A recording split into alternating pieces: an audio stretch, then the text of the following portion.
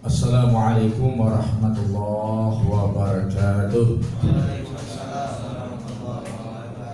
Alhamdulillahi rabbil alamin wa bihi nasta'in ala umuri dunya waddin. Asyhadu an la ilaha illallah wahdahu la syarika lah wa nahnu nashhadu anna Muhammad Rasulullah sallallahu alaihi wasallam. Waalaikumsalam warahmatullahi Allah. Bersyukur pada Allah Subhanahu wa taala. Salawat dan salam untuk Rasulullah sallallahu alaihi wasallam. Takrimat ihtiram pada antum semua, terutama ada ustaz kita Ustaz Kasmon. Mudah-mudahan dengan istifadah juga dengan beliau nanti dalam berbagai hal minal ulum ad-diniyah. Sedang dimana rahmat Allah melanjutkan dalam kajian peta fikih tatbiq dan peta harokah itu. Setelah kita evaluasi kenapa ada pola-pola yang berbeda, kemudian timbul fitnah-fitnah yang tidak selesai timbul, itu dikarenakan rancu di dalam memahami fikih tatbiq al-wala wal bara. Fikih tatbiq al-wala wal bara bil Indonesia. Jadi fikih aplikasi pelaksanaan konsep wala wal bara, prinsip wala wal bara di Indonesia oleh al-harakiyun, oleh kaum harokah ini, sehingga menimbulkan fitnah-fitnah di tengah masyarakat. Nah, sidang dimana rahmat Allah, al-wala wal bara, ada orang mendengar itu sudah takut ya. Padahal ini semua adalah tuntutan atau konsekuensi dari akidah la ilaha illallah. Nah, ada orang memahami wala wal bara dalam tataran ideologi, tidak memahami fikihnya, sehingga dia menerapkan fikihnya, menyimpulkan fikihnya dengan ideologi tanpa fikih pelaksanaan. Nah, padahal kalau kita bawa ke lapangan akan berbeda. Fikih itu dari ideologi diturunkan menjadi fikih ke lapangan, itu muqaranah dengan keadaan, komparatif dengan keadaan, komparatif dengan situasi. Setiap perintah itu mesti dikaitkan dengan kondisi dalam penerapannya. Antum diperintahkan sholat wajib berwudu. Ketika tidak ada air, perintah wudu pindah ke perintah tayamum. Ketika sholat antum diperintahkan berjamaah, ketika belum memungkinkan berjamaah, maka sholat fardhiyah. Hukum sholat Jumat itu turun, perintah Jumat turun di Mekah. Nabi melaksanakannya setelah hijrah. Nah, jadi kaum harokah dia karena sudah mempelajari bab akidah. Nah, ketika menerapkan, mengaplikasikan akidah, mengimplementasikan dalam langkah-langkah kehidupan, itu butuh fikih. Dia tidak memakai fikih. Muncullah ISIS. Dicarinya 10 pembatal Islam, ditulisnya 10 pembatal Islam, dibawanya ke lapangan. Wah, ini batal Islam. Sembelih gitu. Bahkan tidak jarang syekhnya pun disembelihnya juga. Nah, ya. Jadi ini penting kita kaji. Ini berdasarkan pengalaman-pengalaman, penyimpangan ta'arud di lapangan. Jadi di mana terjadi pertentangan khusumat atau terjadi hal-hal yang tidak sinergi di lapangan. Ya. Untuk itu bagaimana kita memetakan wala wal bara untuk kaum muslimin dan orang-orang di sekitar kita? Apakah orang ini wajib kita berikan wala atau kita barok? Apakah baroknya dalam posisi kita menghakimi atau posisi kita berlepas diri? Ini penting ini yang banyak tidak dipahami. Ya, nah, dia nggak paham, yang penting wala wal barok saja, barok. Akhirnya negara diambil orang. Sekarang apa lagi? Kita jadi borok lagi. Ya, nah, jadi harus jelas ini. Ya, kemarin ini juga seperti itu. Di dalam menyikapi isu politik di era sibuk-sibuk 0102 kemudian yang lainnya, memilih fikih legislatif dibawa juga kepada fikih presiden. Ini kan goblok ini. Untuk dalam rangka legislatif, konsep menyikapi legislatif dibawa juga kepada konsep pilpres. Ini kan gak paham mahal ini zat fikihnya. Nah, jadi kita susah waktu itu kita nerangin orang terlanjur cinta berat. Ya. Nah, sekarang majelis mujahid itu harus cerdas, ya jelas gimana. Nah, coba lihat, akidah memang tidak boleh ditoleransikan, tetapi Muslim dengan kafir bisa bertetangga, ya nah? Apakah akidahnya bertetangga? Tidak. Muamalahnya bertang. Kenapa? Itu sudah bab fikih. Bab fikih muamalah. Enggak boleh berjual beli dalam bab fikih muamalah. Kamu kan nelo tuh mau dia. Anu apa? Urek pungguang kalau ada orang kurang pandai-pandai pun. Saya sekolah tu dia. Baik, sidang gimana rahmatullah. Untuk sudah paham ya maksudnya? Untuk itu dalam rangka tatbik aplikasinya jangan salah sasaran, maka dilihat dulu.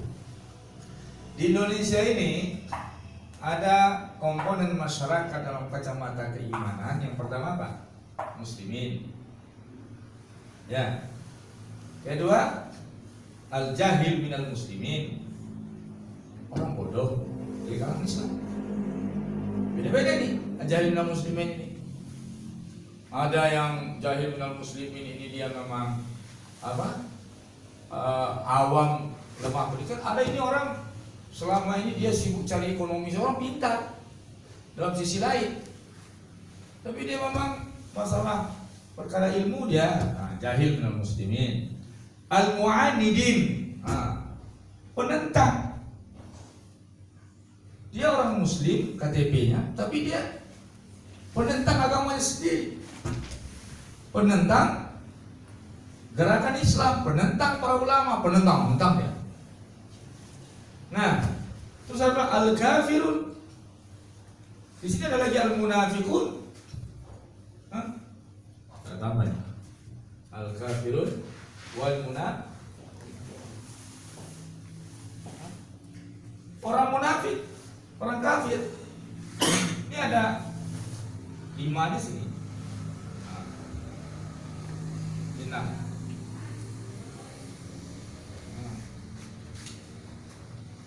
daulah al-ilmaniyah. Ini petanya ini harus dulu sebelum kita menyikapi dengan wala. Nggak boleh tertukar ini. Di sini ada lagi nih bagian-bagiannya. Muslimin ini ada bersifat afrad, ada bersifat lembaga, banyak ini. Ada di level ulama, ada di level perorangan, jamaah. Ini Pak.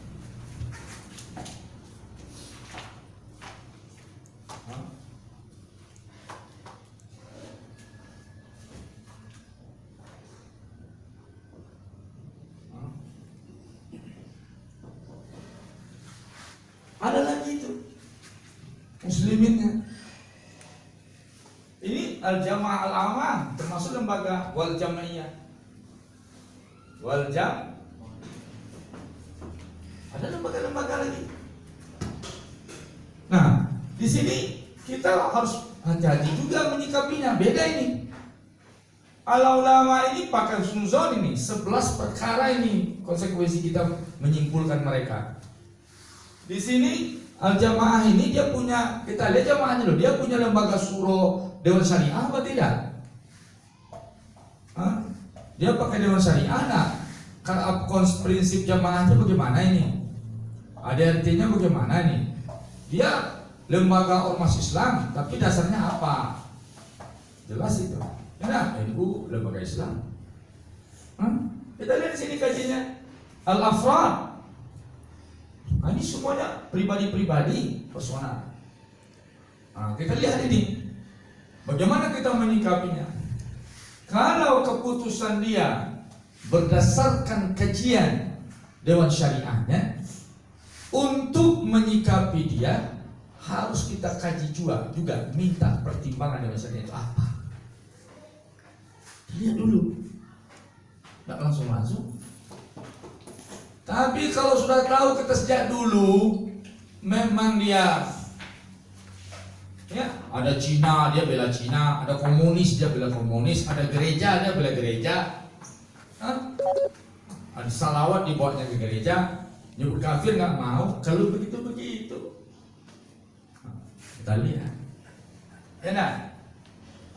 Terus ada juga dalam kasus-kasus lembaga ini, tindakan lembaganya, dasar prinsip-prinsip lembaganya berbeda dengan tindakan personalnya. Kita lihat. Ketika itu kita memihak kepada lembaganya atau pada kebijakan temporalnya. Kebijakannya temporal. Mungkin itu saja. Kita lihat ini. Ya. Terus al-jahil minal muslimin, ini orang bodoh. Nggak bisa antum barok dari mereka. Kalau ini jelas ini wala apa? Wala. Kita loyal pada mereka ini, muslimin. Terus kalau ini, ini lihat ini. Di sini al-wala wal bara. Bara ini tingkat apa? Berapa persen? Ini jahil ini diselamatkan ini. Ya nah.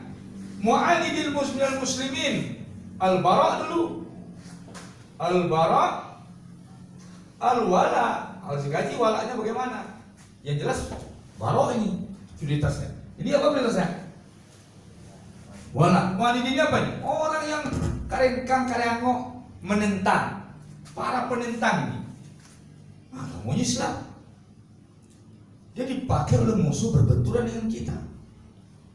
Kita kaji. Secara umum barok, tapi secara personal ada wala. Si kok orang bodoh, tanda tipu, itu beda itu. Secara global barok, secara personal wala. Di sini secara global wala karena dia bodoh, secara personalnya barok. Paham teman-teman? Oh ya kabar ya kajinya.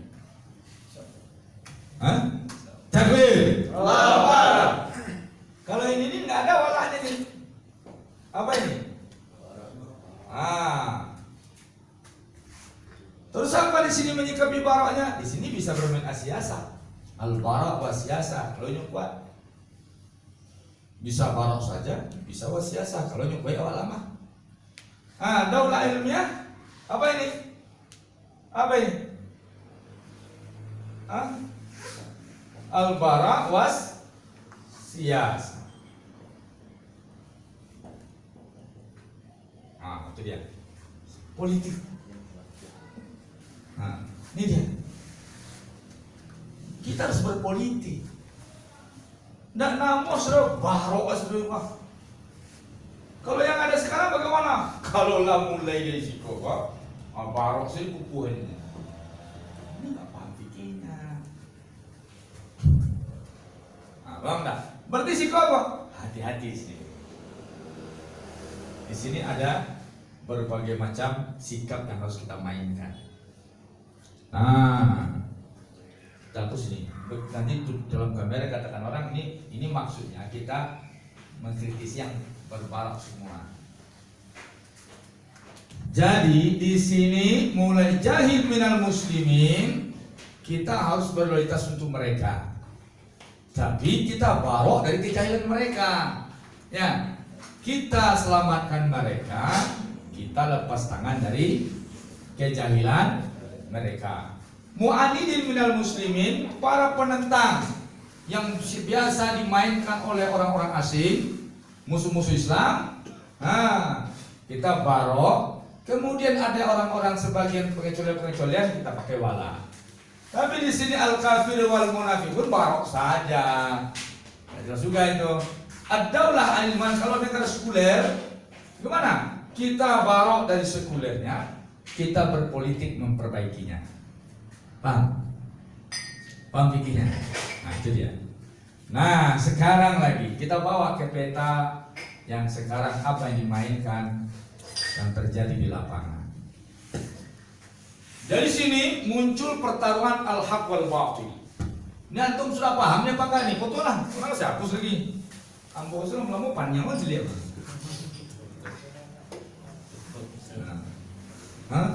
Sudah ada paham ini maksudnya? Penerapan wala wal bara. Di negeri kita ini ada 6 kategori manusia yang tidak bisa barok saja, walak saja. Harus hati-hati kita. Satu, al-muslimin minal ulama, minal jamaah, minal afrad. Itu hak walak dari kita. Bagaimana kita memberikan walak pada seorang muslim? Kita wajib memberikan walak, loyalitas kita pada mereka, rasa cinta, rasa peduli, rasa membentengi, rela berkorban, minimal sesuai dengan walaknya kepada Al-Quran, pada Allah, pada Islam. Sesuai. Kalau kita memberikan barok, walaknya 70%, baroknya 30%, kita berikan barok 70%, walak 30%, kita zalim. Nggak boleh. Kita memberikan sesuai dengan walaknya kepada Allah dan Rasul dan umat Islam.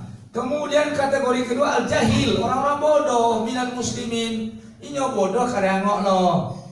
Itu dia.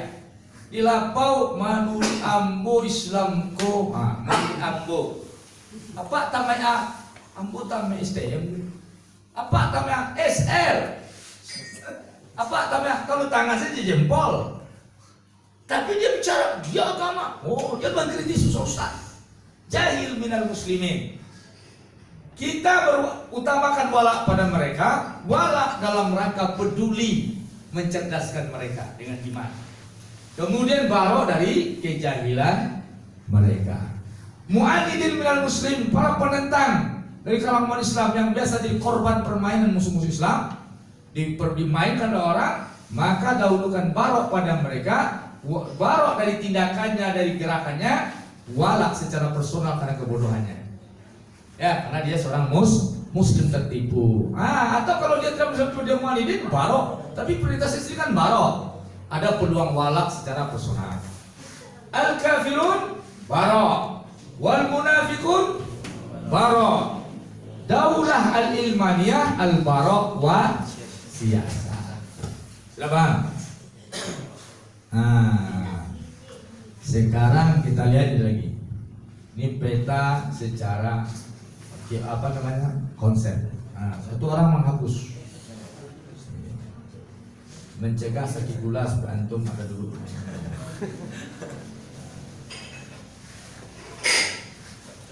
Ini sengaja kita pakai bahasa Arab supaya di kamera itu antum nampak ini memang kelas tinggi. Saya pakai bahasa Arab, antum paham nggak paham, orang nggak tahu itu. Antum paham apa nggak? Kalau nggak paham, saya sudah paham. Oke. Dalam perseteruan al-haq wal batil, al-haq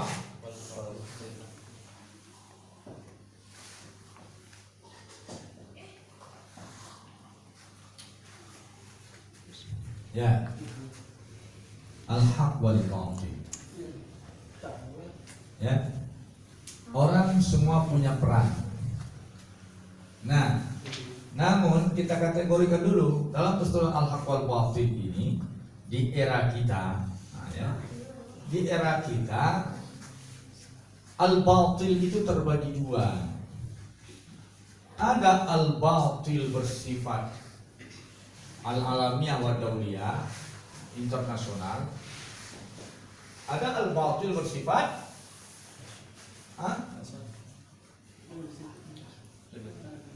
ad-daulah, dalam negara, atau dalam internal kita domestik bersifat.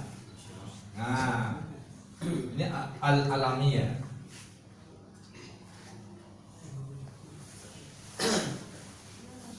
Ya. Nah, para ikhwan yang dirahmati Allah,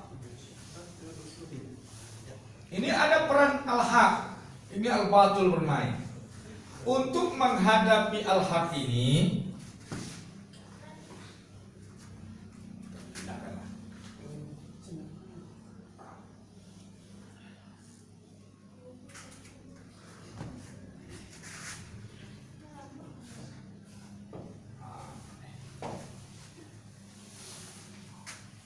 ini mestinya kan berseteru di sini, ya nah, begitu kan? Nah, di sini adalah al-haq yang dekat ke sini, ini dekat dengan al-haq. Bagian yang mestinya posisi al-haq.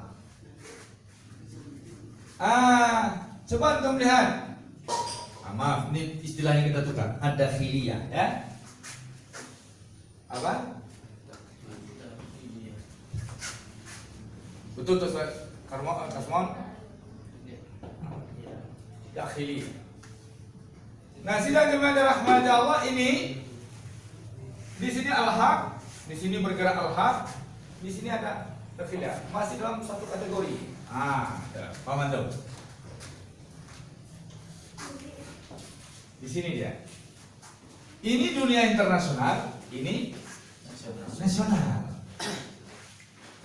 Ketika al-haq sebenarnya musuhnya dunia internasional. Orang cerita khilafah, lawannya apa itu? Internasional musuhnya kan? Seluruh gerakan Islam ini musuhnya apa? Nasional apa internasional? Minum kopi dulu. Oh, sampai mau kopi kok kalau dingin kok. Kalau dingin apa?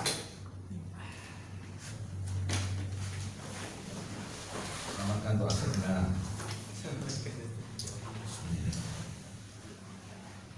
Kalau si kuis bentuk lebih yang saji tadi. Kalau itu mau. Nah, apa sih? Iya, Ustaz.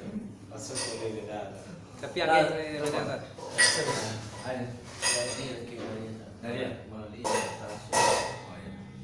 siap-siap. Oh, udah jadi Marina. Bali. Baiklah. Coba antum lihat strategi apa yang dipakai oleh kebatilan musuh-musuh Islam ini dalam menghadapi perang skala internasional dengan semesta. Jadi, maka dia memainkan al-haq ini terkubur dengan perseteruan internal dalam negeri. Yang al-haq ini dimainkan terkubur dengan perseteruan internal. Kenapa? Kenapa sedang jemaah? Contoh, maka akan dicarikan lawan untuk al-haq ini dari kalangan negara mereka. Sehingga potensi energi mereka habis dalam negeri mereka. Dan mereka tidak sempat memikirkan lawan secara internasional. Oleh orang-orang al-haq, karena bodoh memakai walak wal barok, maka dia menganggap musuh finalnya itu adalah dalam negeri. Dalam negeri, dia sibuk memakai barok dalam negeri. Barok kepada umat Islam sendiri, barok kepada di luar organisasinya, dalam di luar lembaganya, sekalipun bahkan orang harokah juga. Nah, ini yang saya maksud teman-teman. Sehingga artinya apa? Orang-orang aktivis kebenaran sibuk berbenturan di internal umat Islam. Sibuk berbenturan di internal baik dengan pola ideologi kekakuan fikih dan berbeda pandangan wala wal bara. Sehingga ada underground, ada ISIS, ada sumbu PT, ada dan lain-lain. Semua dibenturkan, sibuk berbenturan dalam internal umat Islam. Akhirnya apa? Energi sibuk di sini, maka dia nyaman di negaranya. Ternyata bukan di negara nyaman, di negara kita pun dia nyaman. Jualan nyaman, gali minyak nyaman, sedot minyak nyaman, gali emas nyaman, tambang-tambang nyaman, bermain-main menguasai aset dan lahan nyaman. Sementara umat Islam sibuk pada perkara khilafiyah tendensi. Ini gobloknya. Sehingga dibentur-benturkan.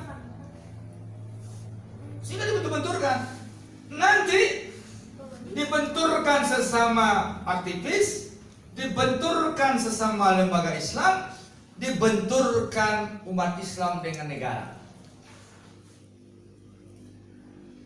Negara menuding umat Islam radikal, umat Islam menganggap musuhnya negara. Sehingga terjadi pengalihan musuh. Nah, kenapa umat Islam tertipu meletakkan barok yang mestinya sekarang contoh. Sekarang apa terjadi? Cina ngancam Indonesia mau perang.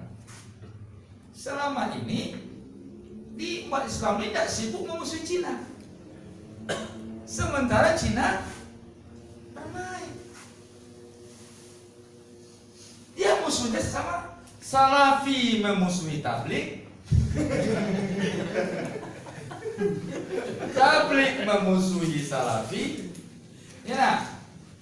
Kemudian aktivis jihadis permukaan dan bawah tanah pun bersaing pula. Bawah kubur, underground, ya. Apa lagi? On ground. Nah, yang di permukaan, yang di bawah tanah saling barok. Salafi dengan tabligh saling barok. Antar mazhab fikih pun saling barok. Wah, pandai orang memainkan. Sampai ke tingkat kafir mengkafirkan dan halal ternyata musuhnya pesta pora. Dan coba lihat, ISIS sibuk menghina umat Islam yang lain, harokah yang lain, karena dia merasa seorang jihadis. Nah, dan gitu juga yang lainnya, jegal menjegal. Sementara musuhnya panen. Dibenturkan negara dengan aktivis, musuhnya panen. Nah, sangat negara lupa mengurus musuh luar negeri dan menganggap dalam negeri rakyat sendiri musuh. Dia tidak mengatakan Cina radikal, tapi mengatakan umat Islam radikal. Nah, gila ya. Orang bawa senjata ke perairan wilayah Indonesia masih hitung-hitungan nangkap ikan. Ini sudah hitungan wilayah kedaulatan kita dimasuki dengan kapal perang. Terus yang dibacanya kapal penangkap ikan. Kata Luhut apa? Ya, kalau Cina boleh nangkap ikan, tapi minta izin. Ini sekelas pejabat negara bodoh sekali ini orang. Ini gak bisa jaga muruah negara, gak bisa menjaga martabat negara ini, gak bisa mengamankan, mengkhawatirkan kedaulatan negara. Wilayah kita dimasuki kapal perang dan terus gak mau dia balik. Coba, Sudah diklaim pula itu wilayah. Itu sudah penjajahan. Dia masuk ke wilayah kita dikatakan itu wilayahnya. Penjajahan nggak tuh? Bukan perkara nangkap ikan. Waduh. Ini sudah goblok semua ini. Terus bagaimana? Karena bicara tanpa iman. Oh, nanti ada juga pengawal. Kekuatan Cina hebat segala macam. Dia tidak tahu kekuatan itu ada pada dada umat Islam. Allah. Bagi umat Islam kehebatan bukan pada senjata, tetapi kehebatan adalah pada keikhlasan mengorbankan jiwa untuk membentengi negeri mereka. Sejak dulu sejarah Islam seperti itu. Nggak pernah Islam pasukannya lebih banyak daripada pasukan musuh. Berarti dia nggak paham sejak apa pembukaan undang-undang. Berkat rahmat Allah, itu kan akibat pemberuncing. Nah, para ikhwan yang dirahmati Allah, inilah bentuk kelemahan yang terjadi. Nah, untuk itu orang kita selama ini sudah tertipu dan jadi pemakan walak wal barok itu. Nah, kita ini